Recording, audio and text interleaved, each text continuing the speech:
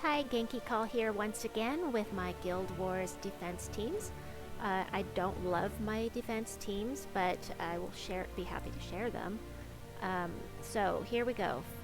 For each day, we have a color, and you need to think about the colors that people attacking are going to be using. That helps a lot.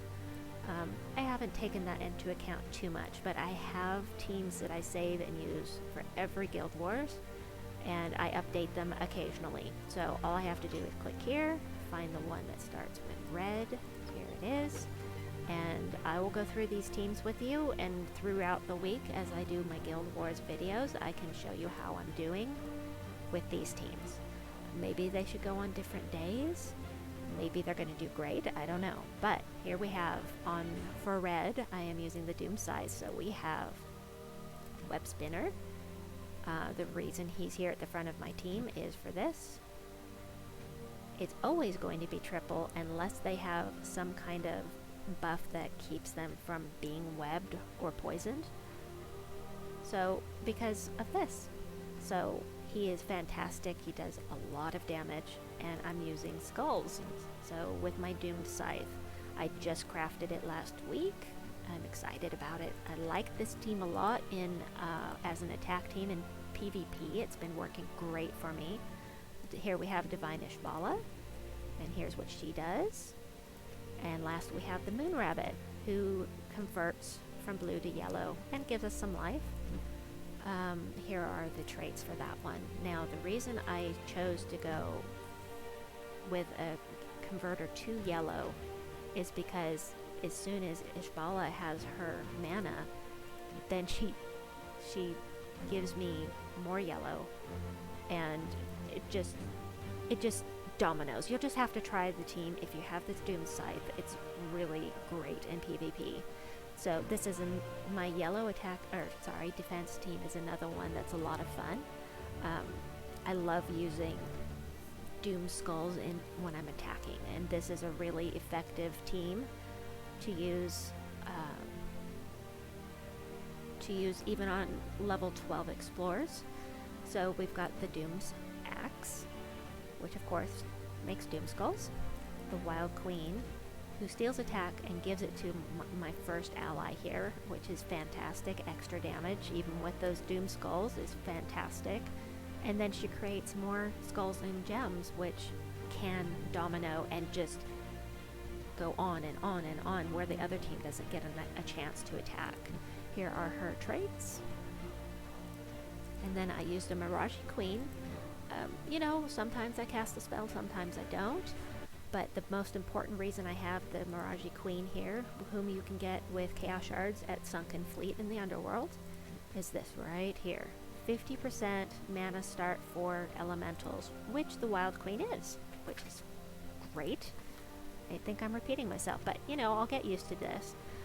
Leprechaun is there for quick mana. He's empowered, so he starts with full mana. You just blow him off, you get everybody filled up in one turn. Sometimes you get extra turns right away because I am using Archer, which gives me a Green Storm. So, Nature's Aura, Leaf Storm at the start of battle. So as soon as I blow off the Leprechaun, I'm getting tons of green coming down, which means extra turns, which means hopefully the other team is never going to have a chance to attack you. Also very nice about Archer is this right here. Nope, that's the wrong one. Here we go.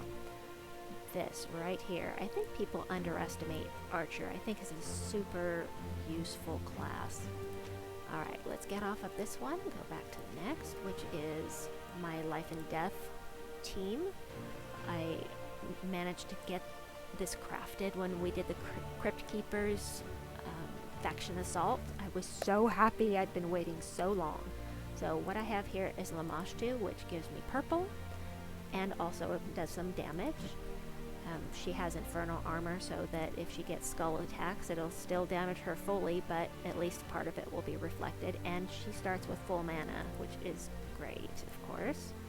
Arachnine Weaver was my first craft in the Soul Forge, and I don't regret it a bit. This is one of my favorite troops to use in delving, and because if you get down the other team low enough that you can kill somebody, you get mana generation without having to use something that explodes in your team, because this one will do it for you. And of course, this is a fantastic summon, which I already went over on my first team. And then King Avalorn is here because of this. Elf allies start with 50% mana. Here is what he does. I don't really cast him. He's there for the mana start. Arachnean Weaver is an elf, and by using Orb Weaver, so is my hero. For purple, I'm using Amarok. Amarok, of course. No, he's a little iffy. I don't tend to use him much on attack because it's frustrating not knowing when he's going to be able to devour. But for a defense team, I thought I'd give it a try. This is a new team for me to try. He's at the front. He reduces skull damage by 50%, and if he devours, his attack is going to go way up, which is awesome. I'm using Sun Spear for that constant red storm, the firestorm that is persistent. Every time it goes back to your turn, it's starting the firestorm over again. So plenty of red. The Cobaltine Wand, there's plenty of other weapons I could have used here. I could have used, let's see, hold on. I like visuals, so let me give you the visuals. So, let's see. Let's see. Of course, I can't remember the name of... Oh, wait. Here we go. Come on. Why can't it? Flamifer. Okay, so Flamifer is one of the ones that could be useful here. Didn't want to use it because mana blocked by Amarok. Another one that would be good here is Summer's Fury. Also very good when you're using a lot of red, but again, mana blocked. So I thought that the Cobaltine Wand would be good. Cobaltine Wand explodes gems, giving you mana for your entire team. Also, if somebody dies, you get a summon, which is very helpful. Where was I? Oh yeah, First Mate Axe Lover is a mana converter, so we get red mana convert there. And then Child of Summer also red mana convert, and they are both empowered, so they both start with full mana, so we're getting red upon red upon red, which of course gives us extra chances to devour. 2 more teams here and then we'll wrap this up. So for my green team, I love this team. Lord of Slaughter, he's so fun to use, so I am using a lot of mythics on my teams because I have them now.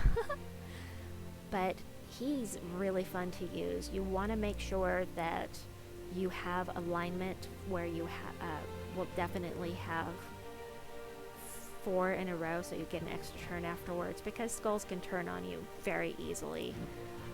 This is what I like about having him at the front of the team, which, you know, he doesn't have much of a damage reduction, so he may not be that great at the front of the team, but I like it because I like the true damage on him. Essence of Evil. Is this the right team? No, this is the green attack team. My bad. We'll get to that.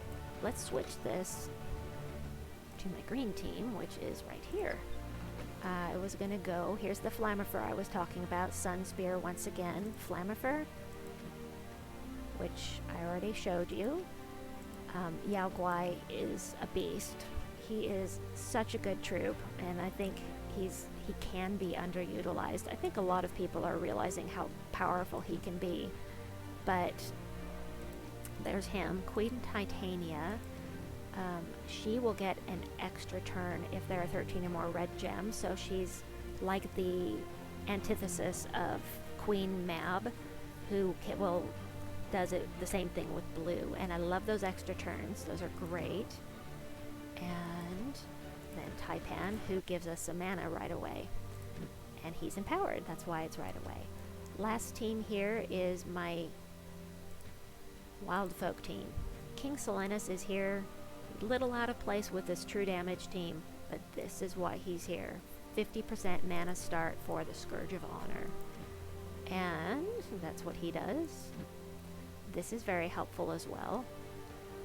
And then Queen Bee, of course, Queen Bee, one of the most game-changing troops in the game. When you first get Queen Bee, you can do anything. You can finish all of the pet rescues you weren't able to do before. She's just so good. I just love her. Don't necessarily like fighting her, but I love using her. And this is very helpful as well, especially in delves. And then Mountain Crusher, because I like exploding things and getting extra mana. So that is it for my Guild Wars defense teams. We'll check in tomorrow, day after tomorrow, with my defense teams to see how these are doing. Tomorrow I will show you my attack teams. Well, my attack team for red anyway. That should be a pretty short video, but these last two have been long enough. So we'll talk to you next time. Good to talk to you once again. And if you enjoyed this video, please like and subscribe, and we'll see you next time. Bye-bye.